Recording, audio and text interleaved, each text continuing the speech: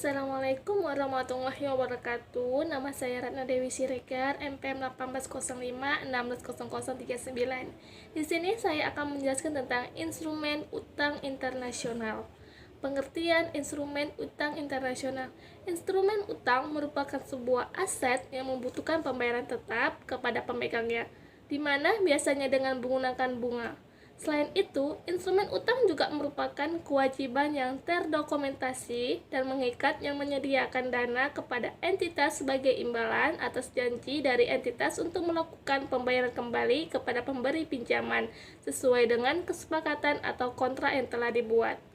Kontrak instrumen utang mencakup ketentuan rinci tentang kesepakatan, seperti halnya agunan yang terlibat, tingkat bunga, jadwal pembayaran bunga, serta jangka waktu hingga jatuh tempo apabila berlaku.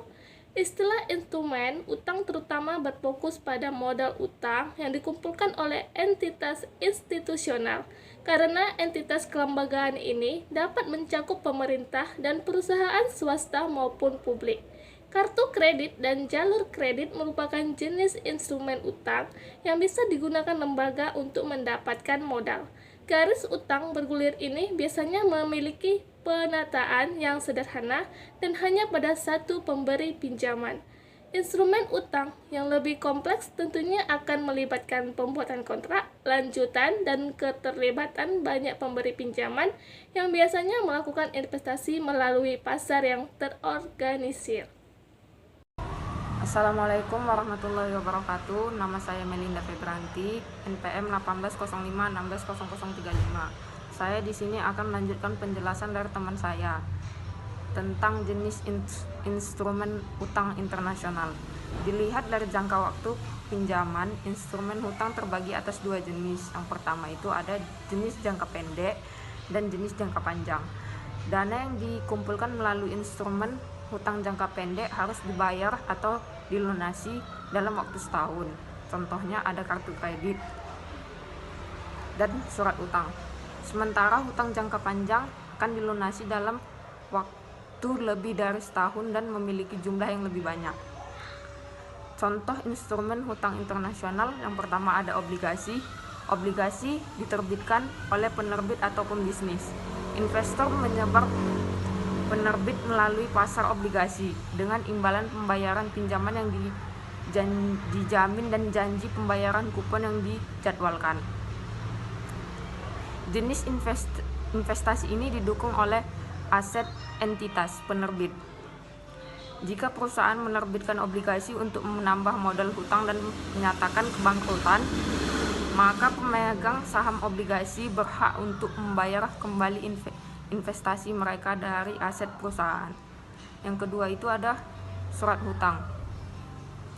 Surat hutang ini sering digunakan untuk mengumpulkan modal jangka pendek untuk memadai proyek-proyek tertentu. Jenis instrumen hutang ini hanya didukung oleh kredit dan kepercayaan umum penerbitnya. Perbedaan utama antara surat hutang dan obligasi lainnya adalah bahwa obligasi sebelumnya tidak memiliki aset pendukung atau jaminan investasi pemenang. Obligasi diharapkan dibayar kembali dengan pendapatan yang dihasilkan proyek-proyek tersebut. Sekian dari presentasi saya. Lebih dan kurangnya saya mohon maaf. Wabillahi taufiq wal hidayah. Wassalamualaikum warahmatullahi wabarakatuh. Assalamualaikum warahmatullahi wabarakatuh. Nama saya Putri LP Kairhani, NPM 1805 160059. 4. Hal-hal yang termasuk instrumen utang internasional. Semua jenis instrumen yang terutama diklasifikasi sebagai utang dapat dianggap sebagai instrumen utang. Kartu kredit, pinjaman, dan obligasi. Semuanya dapat menjadi jenis utang, instrumen utang.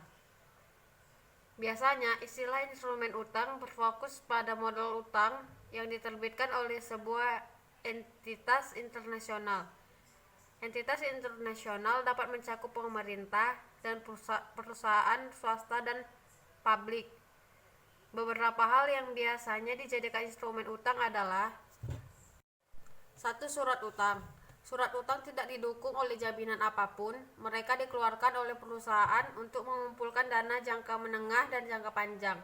2. Obligasi.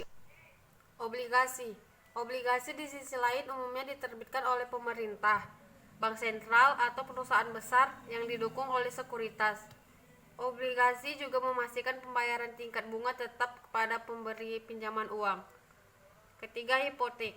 Hipotek adalah pinjaman terhadap properti perumahan, dijamin oleh properti terkait. Dan kasus kegagalan pembayaran, properti dapat disita dan dijual untuk memulihkan jumlah pinjaman. Dan terakhir, surat utang negara. Surat utang negara adalah instrumen utang jangka pendek yang jatuh tempo dalam 1 tahun. Mereka dapat ditebus hanya pada saat jatuh tempo.